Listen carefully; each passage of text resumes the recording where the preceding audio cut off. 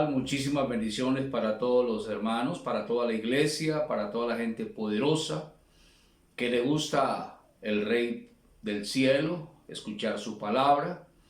Muchísimas bendiciones para todos, muchos éxitos en este tiempo de cuarentena, tiempo que declaramos que ya estamos en la postrimería de este tiempo y que comienza algo bien poderoso para la iglesia, y por eso Dios quiere prepararnos, capacitarnos e instruirnos acerca de lo que sigue ahora con la iglesia. Y Dios quiere tener hombres y mujeres entendidos para hacer una obra poderosa, recoger la cosecha más grande, porque estamos en la campaña más poderosa de toda la tierra. Y Dios quiere que su iglesia tenga claridad y esté entendida en su palabra. Por eso hemos venido hablando de los verdugos que hay en la palabra.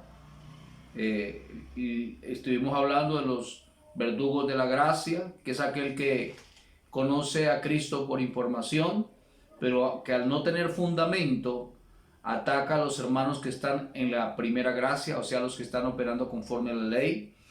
En la anterior estuvimos hablando de los verdugos de la ley, todo aquel que opera conforme a la ley mosaica, que ataca, que condena y que vive atrasado. Hoy, con la ayuda del Señor, vamos a mirar dos temas. Vamos a mirar a los profetas como verdugos y a los sacerdotes como verdugos. ¿Para qué? Para que podamos operar como Dios ha determinado y como Dios ha establecido en este tiempo para los ministros de la reconciliación en este vino nuevo, en este nuevo pacto, para que operemos conforme a lo que Dios ha determinado, a los diseños, a los planos que el arquitecto y constructor de su iglesia ha determinado para nosotros en este tiempo, para que la iglesia pueda salir del atraso y pueda operar como Dios quiere, una iglesia gloriosa, una iglesia que marque diferencia, una iglesia que esté posicionada y mencionada, una iglesia que no se amedrente ante nada ni ante nadie. Vamos a leer el libro de Apocalipsis capítulo 19. Vamos a ubicarnos en capítulo 19 del libro de Apocalipsis. Para que comencemos en esta noche, vamos a leer Apocalipsis 19, versos 9 y 10 para que comencemos. Dice así la palabra en el libro de Apocalipsis capítulo 19, versos 9 y 10, dice así: Y el ángel me dijo, escribe, bienaventurados los que son llamados a la cena de las bodas del Cordero. Y me dijo, estas son palabras verdaderas de Dios. Yo me postré a sus pies para adorarle, y él me dijo, mira, no lo hagas, yo soy consiervo tuyo y de tus hermanos que retienen el testimonio de Jesús. Adora a Dios, porque el testimonio de Jesús es el espíritu de la profecía. Oremos al Rey del cielo. Padre eterno, Dios poderoso, te glorificamos en esta hora, damos gloria a ti porque eres un Dios bueno con nosotros. Eres un Dios poderoso, eres un Dios maravilloso. Estamos muy agradecidos contigo, Señor, por tenernos guardados, escondidos, protegidos, Señor. Gracias porque tu favor y tu bendición ha estado con nosotros, Señor, con toda tu iglesia, con todos nuestros familiares, en cualquier lugar donde se encuentren, Señor.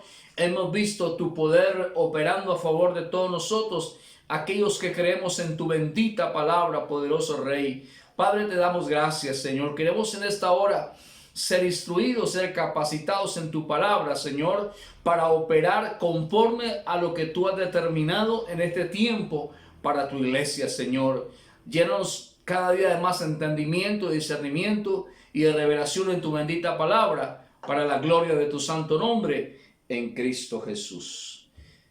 Damos gloria al Señor por esta oportunidad y por esta palabra que Dios nos envía en esta hora para edificarnos en el conocimiento del Señor Jesucristo. Entonces vamos a tocar el tema, los profetas como verdugos.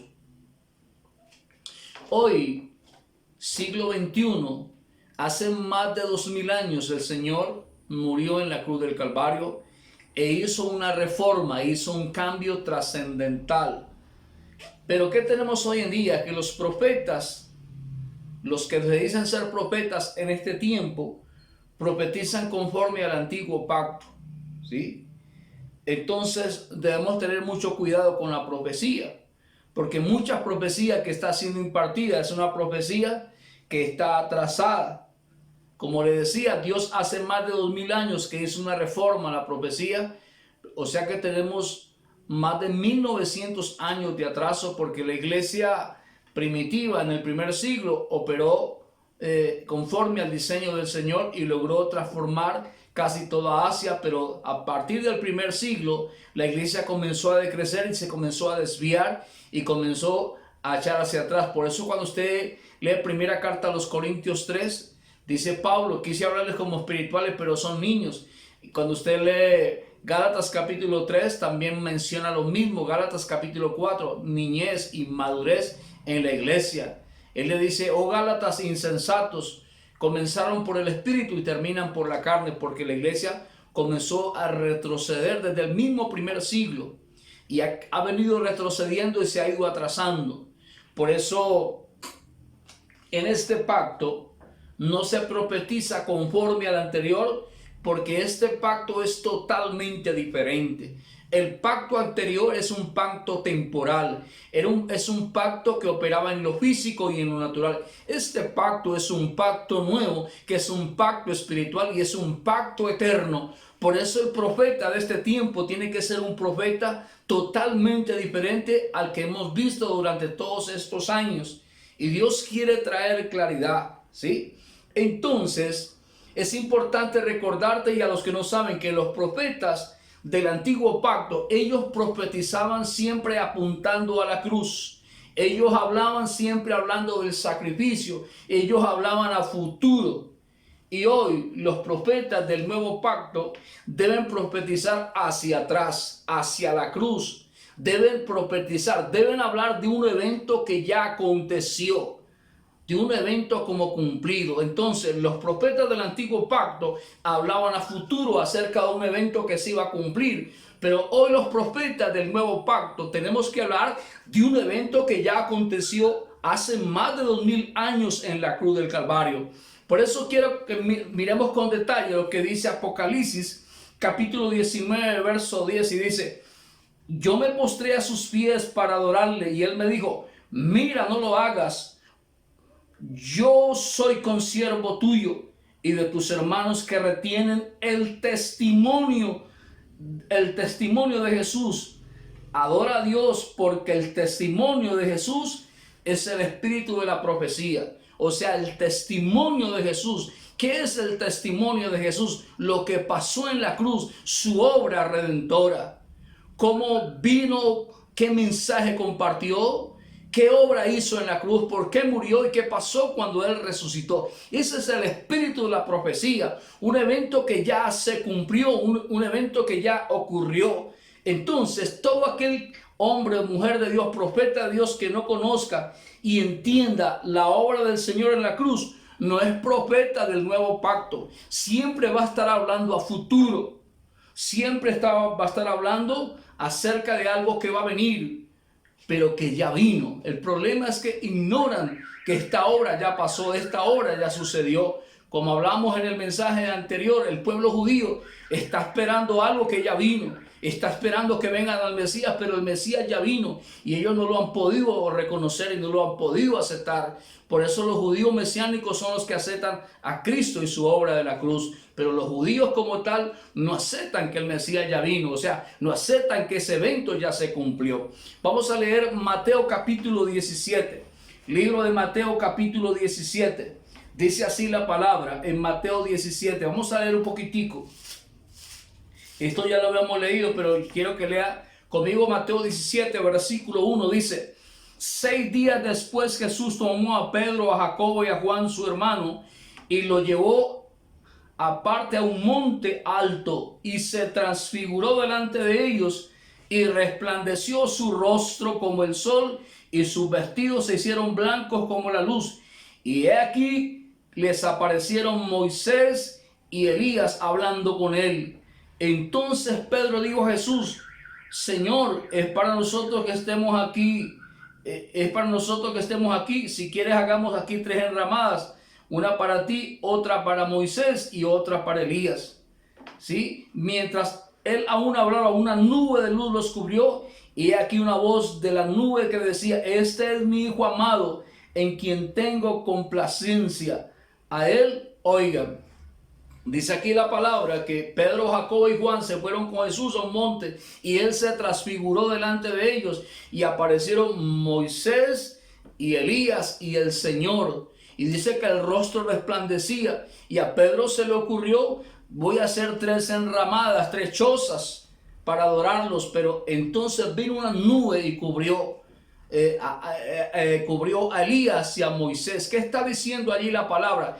Que el tiempo de los profetas, que el tiempo de la ley ya pasó, y que al que tenemos que escuchar ahora es a Jesucristo resucitado, a Cristo revelado. Ese es el que necesitamos oír y escuchar. En ese es el que tenemos que operar. Ese es el que necesita conocer la iglesia. La iglesia no necesita conocer a Jesús ni a Jesús de Nazaret. Necesita conocer a Cristo, que es el misterio escondido por todas las generaciones y edades. Eso es lo que la iglesia debe entender y conocer para poder vivir la palabra, para que la palabra no sea una palabra muerta, sino que la palabra cobre vida en nuestras vidas. Entonces, los profetas del antiguo pacto, ellos hablaron de algo, de alguien que no conocían, de algo que no entendían. Dios los ponía a hablar a futuro, pero ellos ni conocían ni entendían de quién era que estaban hablando. Y el apóstol Pedro hace énfasis en esta parte de que ellos verdaderamente no tenían claridad de qué era lo que estaban hablando. También los profetas de este tiempo no conocen a Cristo, por eso profetizan conforme al antiguo pacto. Vamos a leer primera carta de Pedro, capítulo 1, versículo 10. Primera carta de Pedro, capítulo 1, verso 10, dice la escritura de esta manera. Es importante que podamos entender todas estas cosas para que podamos ser efectivos en lo que Dios va a hacer con su iglesia en este tiempo. Estas cosas las hemos leído, pero no las hemos entendido. Pero hoy el Espíritu de la profecía, el Espíritu Santo, quiere traer claridad para que nosotros seamos competentes y que podamos cooperar con lo que Dios quiere hacer en este tiempo con su obra. Si no entendemos estas cosas, vamos a ser estorbo, vamos a ser eliminados, y Dios va a trabajar con gente fina, con gente competente, con gente entendida, con gente que esté dispuesta, comprometida, que se disponga para entender cómo Dios es que está operando, cuáles son los diseños, cuáles son los códigos, cuáles son los planos con los cuales Dios quiere edificar su iglesia. Como lo dijo en Mateo 16, 18, edificaré mi iglesia y las puertas del Hades no prevalecerán contra ella. Hoy vemos una iglesia que está amedrentada, atemorizada, confundida con todo lo que está sucediendo, porque la iglesia no conoce al Cristo glorioso, porque no conoce los planos de lo que Dios quiere hacer aquí en esta tierra, en este tiempo. Dios lo que quiere es hacer una réplica en la tierra de lo que está en el cielo. Dios quiere traer el cielo a la tierra. Dios no quiere traer un desastre a la tierra. Dios lo que quiere armar es una fiesta con sus hijos. Por eso es necesario que nosotros podamos entender la palabra. Primera de Pedro capítulo 1 versículo 10 dice así la palabra: los profetas que profetizaron de la gracia destinada a ustedes. Estos profetas son Isaías, Jeremías, Ezequiel, Lamentaciones, Nahum, Habacuc, Zacarías, Ageo. Todos estos profetas, ellos profetizaron de la gracia destinada. La gracia es Cristo. O sea, ellos hablaron de Cristo. Y dice que esa gracia era destinada a una población, a una generación que no había nacido cuando ellos hablaban. Esa es la generación de después de la cruz. Usted y yo somos parte de esa generación. Por eso ellos hablaron del Cristo. Dice, los profetas que profetizaron de la gracia destinada a ustedes inquirieron y diligentemente indagaron acerca de esta salvación. ¿Cuál salvación? Pues en el antiguo pacto el pueblo de Dios estaba sumido a una potestad de las tinieblas. El diablo, los demonios, la muerte, el pecado, la maldición, todo tenía poder. Ellos no tenían cómo levantarse, pero ellos hablaban de que iba a venir una salvación, que iba a venir alguien, el Hijo de Dios, a pagar un precio para quitarle ese poder a quienes lo tenían y a entregárselo a su iglesia. ¿Qué es lo que ha acontecido hoy? ¿Y qué es lo que la iglesia no ha entendido? Y que Dios quiere que lo podamos entender. Ellos hablaron de una gracia destinada. Dice el verso 11, escudriñando qué persona y qué tiempo. Ellos no conocían la persona. Dios los puso a hablar de alguien que ellos no conocían. Por eso dice, escudriñando qué persona, ¿de quién será que estamos hablando?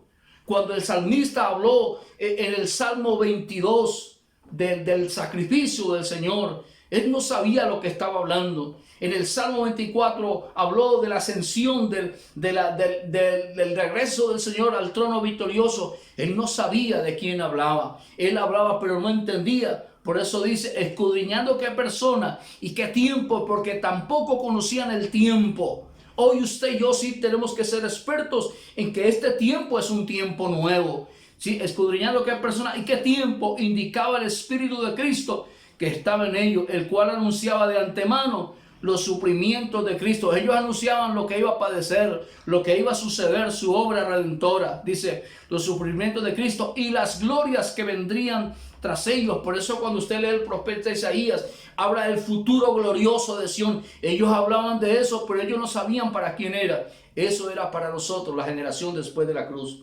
Por eso nosotros somos una generación privilegiada. Y Dios quiere que podamos entender para que esos privilegios no los perdamos. Dice el verso 12, a esto se le reveló que no para sí mismos, sino para nosotros, administraban las cosas que ahora les son anunciadas por los que han predicado el Evangelio por el Espíritu. Quiero que se detenga un poquitico aquí para que entendamos algo bien importante. Dice que a estos profetas del antiguo pacto se le reveló que no para ellos, lo que ellos hablaban no era para ellos, sino que era para una generación no nacida, nosotros los que nacimos después de la cruz.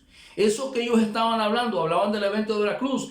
Por eso nosotros somos la generación que estamos disfrutando de lo que el Señor ganó para nosotros. Y por eso tenemos derechos legales hoy, porque Él ya pagó por tu sanidad. Él ya pagó por tu liberación. Él ya pagó por la liberación de todos los miembros de tu casa. Por eso somos la generación privilegiada. A esto se les reveló que no para sí mismos, sino para nosotros, administraban las cosas que ahora les son anunciadas por los que les han predicado el Evangelio por el Espíritu Santo. Aquí en esta parte del versículo se está refiriendo a Pablo, a Pedro o a Juan, después de que ellos fueron bautizados con el Espíritu Santo y tuvieron claridad. A Pablo el Señor, dice la segunda carta a los Corintios capítulo 12, que Dios lo llevó al tercer cielo y le mostró cosas poderosas. Es esos que tienen revelación de Cristo, son los que anuncian, como dice aquí la palabra, son los que predican el Evangelio por el Espíritu, no por el alma. Por eso hoy en día tenemos que el Evangelio que se predica es un Evangelio almático, porque la iglesia es emocionada. Porque a la iglesia se le presenta un show, a la iglesia se le presentan unas palabras fingidas. Para la iglesia no es edificada en el conocimiento de Cristo. Por eso la iglesia está fundamentada en puros ritos, ceremonias y sacrificios que se convierten en pura arena. La iglesia no tiene claridad de quién es su Cristo y cuáles son los diseños con los cuales Él quiere operar en este tiempo.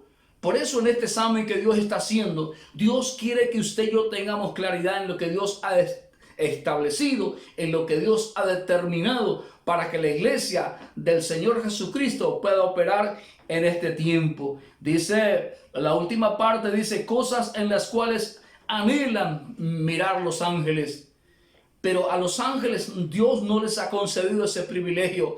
El privilegio de hacer la obra más grande, la obra más poderosa en este último tiempo, Dios nos la ha concedido a la generación DC, a la generación después de la cruz. Somos una generación poderosa. Por eso hoy en día tenemos que la gran mayoría de los profetas que profetizan conforme al antiguo pacto, y la gran mayoría de ellos profetizan con un interés personal, con un interés lucrativo. Muchos están esperando solamente es la parte material, y Dios no está interesado en que nosotros como ministros, como profetas de Dios, nos enriquezcamos con lo material y que el pueblo siga pobre. Dios quiere enriquecernos con su conocimiento para que todos podamos ser enriquecidos con una riqueza espiritual, para que tengamos fundamento, para que adquiramos posición, para que seamos dimensionados, para que seamos expandidos y para que en este tiempo que se está viviendo y que el mundo anuncia cosas terribles, nosotros veamos las buenas nuevas de salvación y no estemos amedrentados. Porque es que el Dios que usted y yo tenemos es un Dios poderoso y Él no puede ser inferior a la palabra que Él ha declarado, que nos tiene guardados, escondidos y protegidos. Por eso no debes tener temor. Algunos dicen que sería bueno no tener hijos en este tiempo, pero todos los que nazcan hoy en la casa tuya y mía son protegidos por el Rey del Cielo. Y un día muy cercano llegarán al conocimiento del Rey del Cielo y alcanzarán esa bendición poderosa.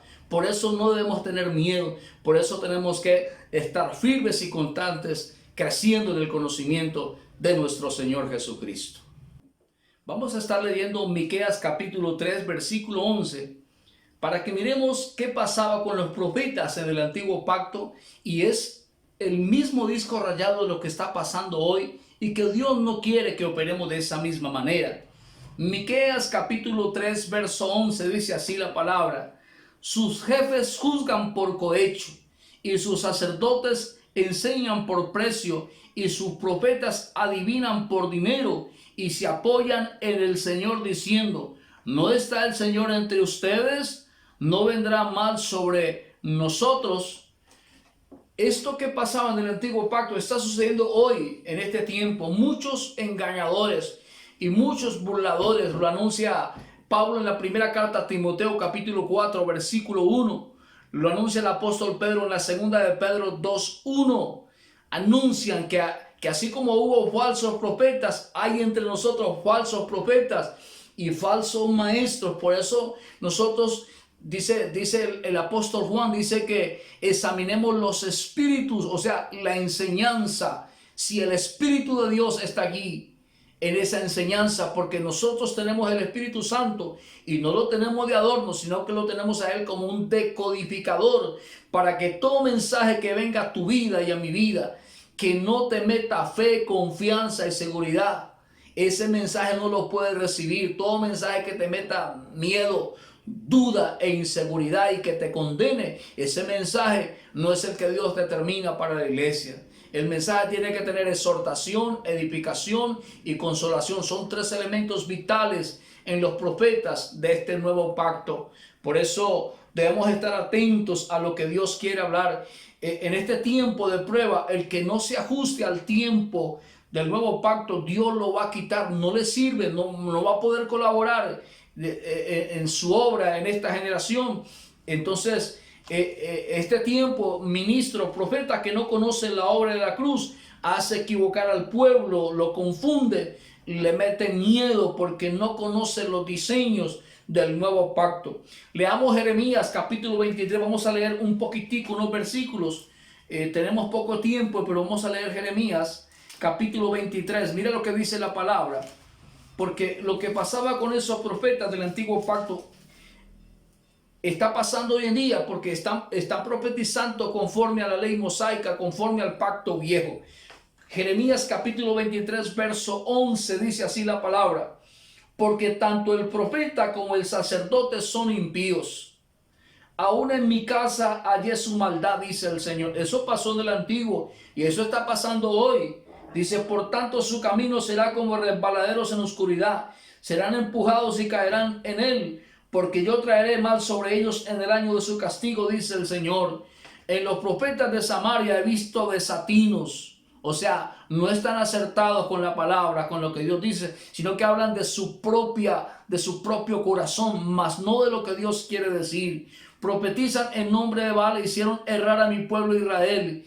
En los profetas de Jerusalén he visto torpezas, cometían adulterios, o sea, en la palabra, mezclaban la palabra y andaban en mentiras y fortalecían las manos de los malos para que ninguno se convirtiera de su maldad. Me fueron todos ellos como Sodoma y sus moradores como Gomorra, Por tanto, así ha dicho el Señor de los ejércitos contra aquellos profetas: he aquí que yo les hago comer ajenjo y les haré beber agua de hiel, porque de los profetas de Jerusalén salió la hipocresía sobre toda la tierra. O sea que los profetas del antiguo pacto no hicieron bien la tarea, y hoy los del nuevo pacto, al no conocer y al no entender la obra de la cruz, también lleva un mensaje equivocado. Recuerda que el profeta es el que direcciona al pueblo. Por eso el pueblo hoy no sabe ni de dónde viene ni para dónde va. Por eso muchos están atemorizados, y a pesar de que llevan muchos años escuchando la palabra, no conocen la ruta, no conocen el camino, no conocen a Cristo. Y vamos a mirar la segunda parte. Ya miramos los profetas como verdugos, pero vamos a mirar específicamente los sacerdotes también como verdugos en este tiempo, porque la gran mayoría de los sacerdotes en este tiempo están operando también conforme al antiguo pacto. ¿Cómo nos damos cuenta de que ellos están operando conforme al antiguo pacto? Los están haciendo de buena fe, de buena intención, pero lo están haciendo mal. Muchos lo hacen de buena fe, de buena intención, pero lo hacen mal porque no conocen, porque no entienden. Hoy en día los sacerdotes toman los lugares, los locales de congregación, de reunión, los están tomando como lugares de oración. Yo lo hice muchos años, hasta que Dios me hizo entender que el lugar de donde yo enseñaba la palabra no era un lugar santo, no era un lugar sagrado, no era un lugar de adoración. Porque, ¿por qué se opera así? Porque no saben que el Señor ya cambió de lugar de adoración. No saben que en el antiguo pacto Dios se manifestó en un monte o se manifestó en el templo. Mire lo que le dice Jesús a la mujer samaritana. Juan capítulo 4 dice la palabra. Juan capítulo 4 dice la escritura. Quiero que lo lea. Jesús, cuando Jesús está hablando con la samaritana, está corriendo el antiguo pacto, porque el nuevo pacto comienza después de la muerte y la resurrección. O sea, pero Jesús le está aclarando a ella lo que vendría. Juan capítulo 4 dice, vamos a leer Juan capítulo 4, vamos a leer verso 20, dice así la palabra. Dice: nuestros padres adoraron en este monte, y ustedes dicen que en Jerusalén es el lugar donde se debe adorar. Jesús le dijo: mujer, créeme que la hora viene cuando ni en este monte ni en Jerusalén adorarán al Padre. Dice, la hora viene, porque venía un cambio de tiempo, porque Jesús venía a traer una reforma, Jesús venía a cambiar un pacto. Por eso él se paró en medio de los dos pactos, entre el antiguo y el nuevo. Por eso él es el mediador de un nuevo pacto, para quitar el viejo y establecer el nuevo. Dice el verso 22, dice: ustedes adoran lo que no saben, le dice Jesús. Nosotros adoramos lo que sabemos, porque la salvación viene de los judíos. 23 dice: mas la hora viene y ahora es. Él le dice, la hora viene y ahora es, porque él maneja dos tiempos. Él manejaba el Cronos y manejaba el Kairos. La hora viene y ahora es, porque el que estaba hablando con él era el eterno, el glorioso. Era el Cristo mismo que estaba viendo, el Cristo que vive en eternidad. Él estaba diciendo, yo soy el nuevo pacto, yo traigo un nuevo pacto. La hora viene y la hora es, cuando los verdaderos adoradores adorarán al Padre en espíritu y en verdad, porque también el Padre tales adoradores busca que le adoren. ¿Qué le estaba diciendo Jesús? Dice el 24, Dios es espíritu, y los que le adoran en espíritu y en verdad es necesario que le adoren. Yo lo que le estaba diciendo a esta mujer, y nos dice a nosotros, yo voy a cambiar el lugar de la adoración. Ya no me van a adorar en un templo hecho por mano de los hombres. Ya no me van a ir a adorar a un monte. Yo me les voy a meter dentro a mis hijos, para que el templo ya no sea un templo de ladrillo, sino que hoy el templo somos usted y yo. Hebreos 3:6, primera carta a los Corintios 3:16. Ese es el templo. Por eso el sacerdote que convierta el lugar de adoración, el lugar de congregación, en un lugar de adoración, no ha entendido, no conoce. Entonces, en eso se han convertido los lugares de reunión. Hechos 17:24, vamos a leerlo rápidamente. Hechos 17, verso 24, dice la escritura, porque es un texto que está allí, pero que se ha leído, pero que no se ha entendido. Dios quiere que Esto se revela en nuestras vidas para que tengamos claridad cuál es el lugar de adoración en este tiempo. Dice Hechos 17:24, el Dios que hizo el mundo y todas las cosas que en él hay, siendo Señor del cielo y de la tierra, no habita en templos hechos por manos humanas. No habita en templos, porque ese ya no es el lugar de la adoración. El lugar de la adoración es este. Por eso Dios quiere que la adoración cambie. Hemos creído que adorar al Señor es cantarle, es llorar, es emocionarnos cantándole un coro bonito. No, no, no, no. La adoración en este tiempo es con obediencia, es con sometimiento, es con entrega, es desarrollando un estilo de vida conforme al que era determinado a través de sus principios y valores que está impartiendo en nuestro espíritu. Es que la adoración en espíritu en verdad es aquel hombre, aquella mujer que las 24 horas del día desarrolla un estilo de vida de alto nivel, que utiliza un lenguaje de amor, de humildad, de nobleza, de sencillez, de poder, de dominio, que habla con autoridad. Ese es un adorador en espíritu en verdad.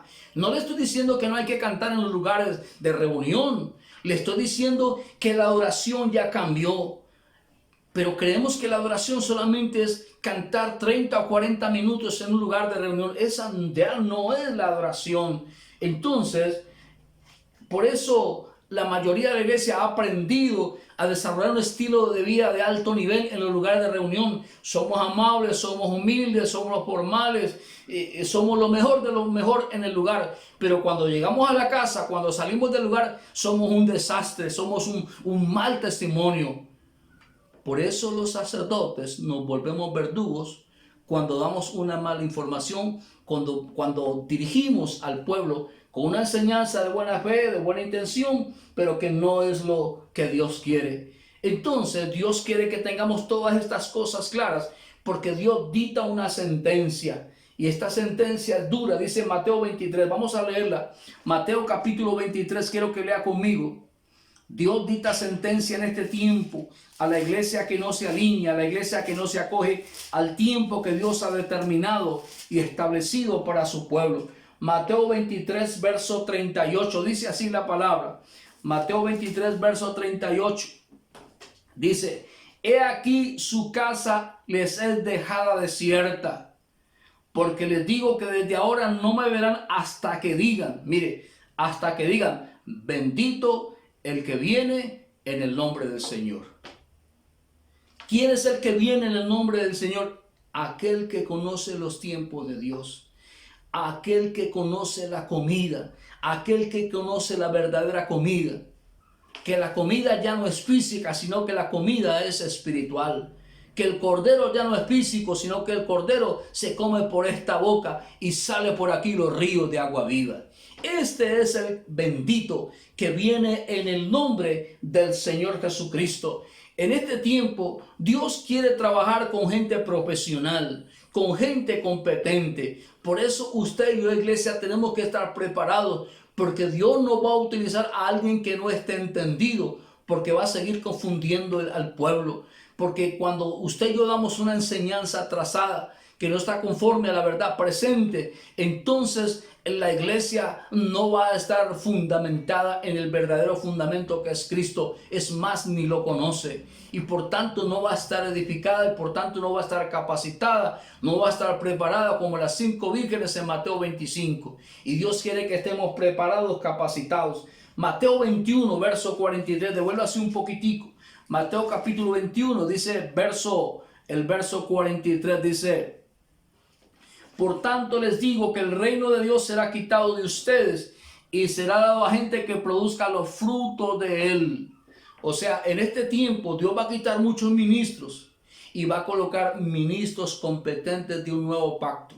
Porque todo aquel que tiene claridad en el tiempo de Dios está capacitado para edificar la iglesia, para posicionar la iglesia, para dimensionar la iglesia, para que la iglesia verdaderamente sea una iglesia que marque la pauta, que marque la diferencia, una iglesia que modele a Cristo las 24 horas del día.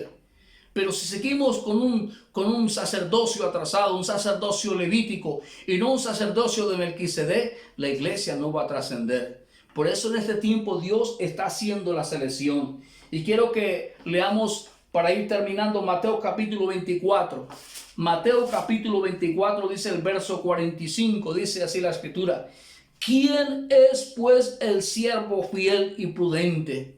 ¿Fiel a qué? Fiel a su palabra, fiel al nuevo pacto, fiel a lo que Dios ha determinado, fiel a su diseño, fiel a sus planos para construir una iglesia sin mancha, sin arruga, una iglesia poderosa, una iglesia que no sea milánea ante ningún COVID-19, una iglesia que no llore cuando le hablan del anticristo, del 666, de la bestia, del falso profeta, del infierno. Una iglesia que esté clara, que esté fundamentada porque conoce a su Cristo, que es poderoso y que nos tiene guardados y escondidos. Dice: ¿Quién es pues el siervo fiel y prudente, el cual puso su Señor sobre su casa para que le dé el alimento a tiempo? Dios necesita en este tiempo sacerdotes que den un alimento fresco, que den un alimento que nutra, que den un alimento que fortifique la iglesia por dentro, para que la iglesia pueda operar, pueda funcionar y sea una iglesia rentable para el Rey del Cielo. Que dé el alimento a tiempo. Y dice el verso 40: bienaventurado aquel siervo al cual cuando su Señor venga le haya haciendo así, dando el alimento al tiempo. La iglesia ha tomado un alimento viejo. Cuando uno se toma una medicina vieja que está pasada, ese alimento le produce a uno dolor, le produce miedo, le produce temor, le causa daño. Por eso hoy tenemos una iglesia que se queja y se lamenta por todo. Pero cuando la iglesia tiene un alimento a tiempo, la iglesia no se queja, sino que hasta su lenguaje cambia, su visión cambia, su sistema, su modus operandi cambia, y no se amedrenta ante nada ni ante nadie, porque conoce a su Cristo, porque conoce a su Rey. Apocalipsis 2:16, solamente quiero leer esta parte. Quiero que lea todas las cartas de Apocalipsis 2, 3 y 4, porque en estas cartas encontramos una radiografía de lo que es la iglesia en este tiempo, de las falencias, pero que Dios quiere traer un cambio a la iglesia. Dios quiere traer una reforma y por eso ha gestado este tiempo. Voy a terminar con Apocalipsis 2, 16 y 17. Dice así la palabra del Señor: por tanto, arrepiéntete, cambia la mentalidad, cambia el chi, permite que Dios haga una reforma interna en tu vida, que podamos salir de ese pacto viejo y entrar en el pacto nuevo que el Señor estableció hace más de 2000 años en la cruz del Calvario. Dice: por tanto, arrepiéntete, pues si no, vendré a ti pronto y pelearé contra ellos con la espada de mi boca. Esta es la espada, el nuevo pacto, el vino nuevo, la verdad presente, el sacerdocio de Melquisedec. Esta es la espada, dice. El que tiene oído, no está hablando de este, está hablando de este, oído de entendimiento. El que tiene oído, oiga lo que el Espíritu dice a las iglesias. Al que venciere, al que venciere, al que entienda, al que comprenda, al que viva la palabra, al que abrace la gracia, al que le crea al Señor, a su obra de la cruz, dice: al que venciere le daré a comer del maná escondido. Ese maná escondido se llama Cristo, que quiere ser revelado a su iglesia, para que la iglesia no sea más niña, para que la iglesia no sea más carnal, para que la iglesia no siga llorando. Dice: le daré a comer el maná escondido y le daré una piedrecita blanca, y en la piedrecita escrito un nombre nuevo, el cual ninguno conoce sino aquel que lo recibe. Un nombre nuevo, una vida nueva, un tiempo nuevo, un pacto nuevo. Eso es lo que Dios quiere que entendamos en este tiempo de confinamiento, en este tiempo de cuarentena. Vamos a orar en esta hora para que Dios nos ayude con su Espíritu a entender su plan y su propósito que tiene con usted y conmigo en este tiempo. Poderoso Rey del Cielo, te alabamos, te glorificamos en esta hora y te damos gracias por tu bondad, por tu poder, por tu bendición. Espíritu Santo, gracias por traer revelación, conocimiento, entendimiento, Señor, por aclararnos el misterio escondido, por aclararnos el tiempo tuyo, Señor, Padre Santo, por formarnos, por instruirnos, Señor, cuáles son los códigos, cuáles son los diseños, con esos planos, la arquitectura, Señor, con la cual tiene que operar tu iglesia, Señor, para ser una iglesia influyente, una iglesia dominante, una iglesia que marque la diferencia, Señor, una iglesia que reine, que gobierne, Señor, una iglesia por la cual la creación está gimiendo, Romanos 8:19, Señor, para que el planeta se convierta en un paraíso glorioso. Te damos a ti toda la gloria, te damos a ti toda la honra y toda la alabanza y la exaltación en Cristo Jesús. Muchísimas bendiciones, muchos éxitos y nos estaremos viendo en la próxima. Muchísimas bendiciones del Rey.